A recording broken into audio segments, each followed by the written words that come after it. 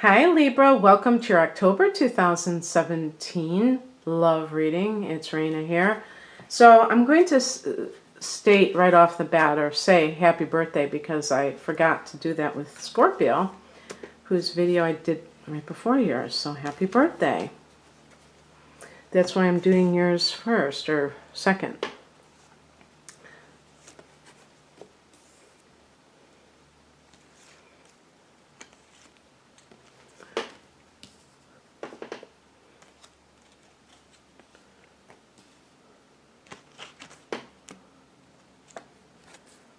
As I have already put out these cards, I just want to say, if you're embroiled in any kind of a divorce situation, it looks like it's going to go in your favor, and you may even be able to keep the house.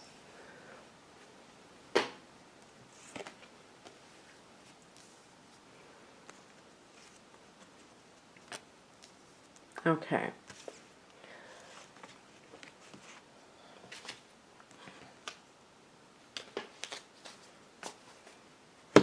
I mean, I'm saying it so casually, but it looks really good for if you're in a legal situation. This is the card of the heart of the matter. 7 of Wands. Feeling like you have to defend yourself. So this could be in a legal battle.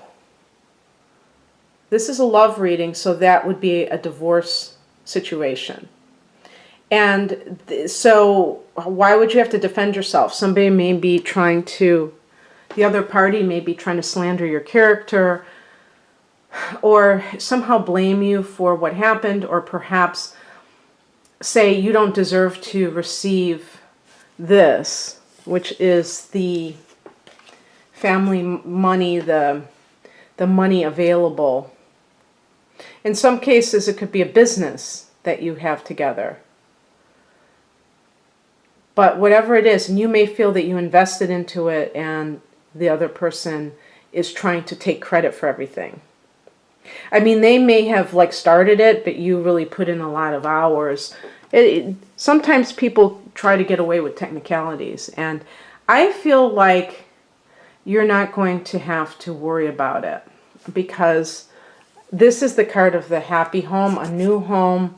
So if you get a settlement, you may be able to buy your own property as a result. This is also a card of a happy home. So if you have children with this person, it may be a spousal support or a child support issue, that you are going to be able to maintain a happy house. In other words, you don't have to maybe move or live someplace less than what you're used to living. But of course, it's interesting. Usually I tell people not to be aggressive and just to allow things to unfold.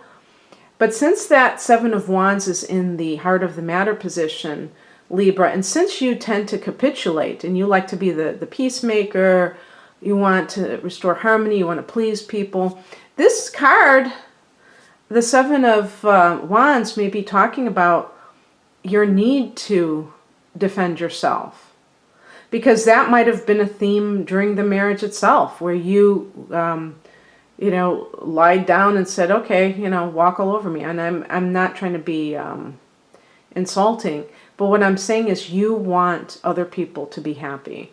And one thing to realize is that you're a person too. So when you want other people happy, that's beautiful. But are you happy? If you're not happy, then you're not honoring the most important person in your life, which is yourself. That's the person you can control. That's the only person you can control, is you. And these other people are going to do what they want to do. They're going to do what they do because that's their consciousness. You don't have to get into the fray. You might have to get a little bit into it, but you can stay above it by not sinking to anybody's level.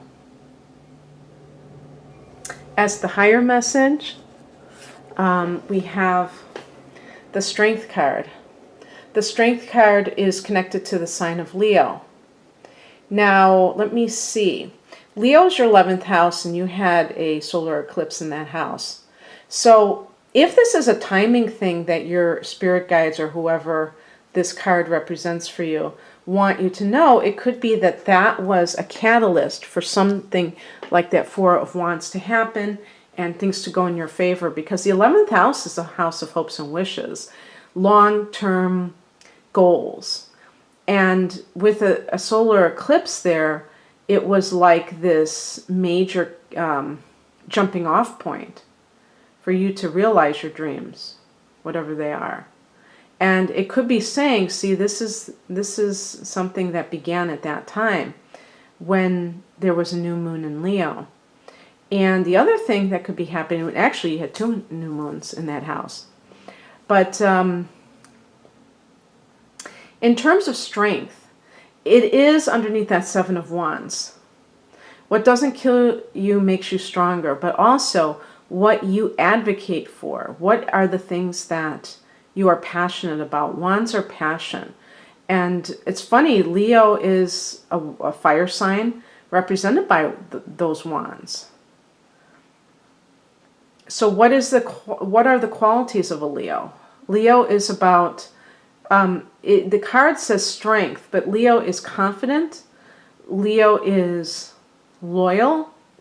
And because it's a fixed sign, it's consistent, persistent, and it has courage. So all of those things may come up for you during this period where you have to fight for your right to live abundantly. And it's saying you can do it, and you are doing it. What crosses you, what is your challenge, is represented by the Queen of Cups.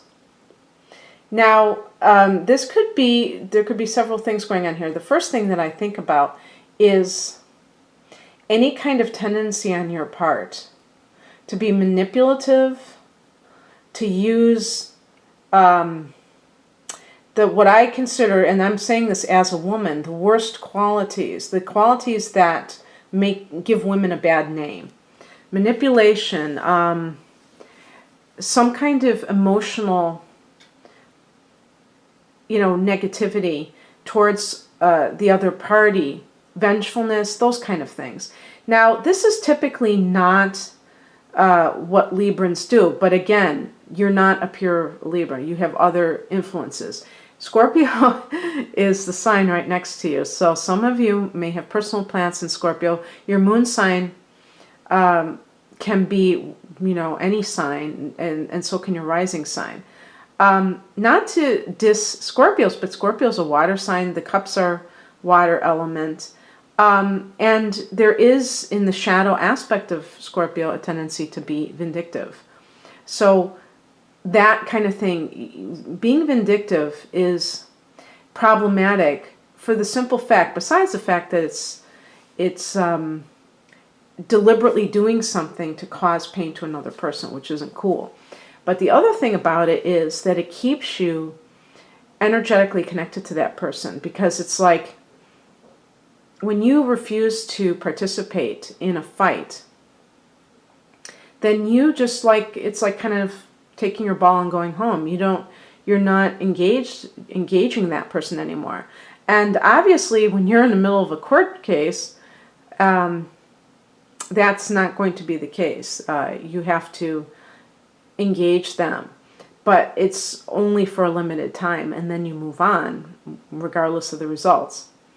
The other thing about this card is it can relate to your intuitive qualities. You are an air sign Libra, so you tend to value your intellect above all else.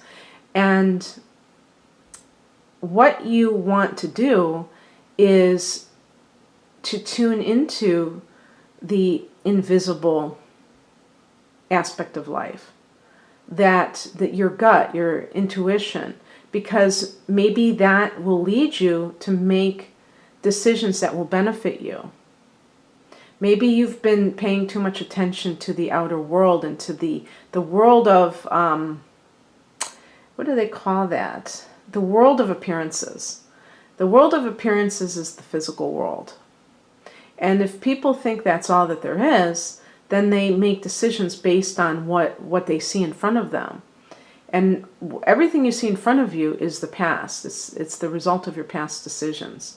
So if you want to change your life, you have to envision that life first. And so the Queen of Cups is about, in the upright position, is about really tapping into your higher self, valuing meditation and other passive intuitive activities that are not you in the world talking to people about your problems, but really kind of like being still and knowing and gaining spiritual sustenance rather than trying to bolster your feel better about yourself by calling your girlfriends, calling the guys and complaining about what's happening, because you are very social. You're that type. That's the type of person that you are. But you need to have. Everyone needs to have this downtime where they can stop seeking outer counsel and really tapping into what they want. Because people's opinions may be interesting, but they're not based upon your path. They're based on the other person's conditioning and what their path is all about, what they want out of life. And it's very important to be able to understand that. Doesn't mean you can never talk to people about what's going on, but it just means that the over-reliance on it can lead you to not really have a clear sense of self. Consulting other people all the time, I'm talking about. And then I was saying, and the advice is, I was kind of giving you advice there, but this is the advice in the Hermit, enough said. Going within. Looking for that inner light. Spirituality, not materiality.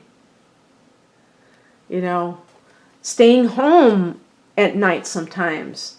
And maybe reading a spiritual book or listening to a spiritual lecture, maybe about love and relationships on YouTube. And being okay with that and actually gaining insight into your predicament. Because even when something ends, this could be a pattern that's repeated if you don't really change your end of things. The outcome is the Fool. I love this card so much. This is you starting over, your solar return that began in September. For those of you who are born in October, you're going to be having that happen.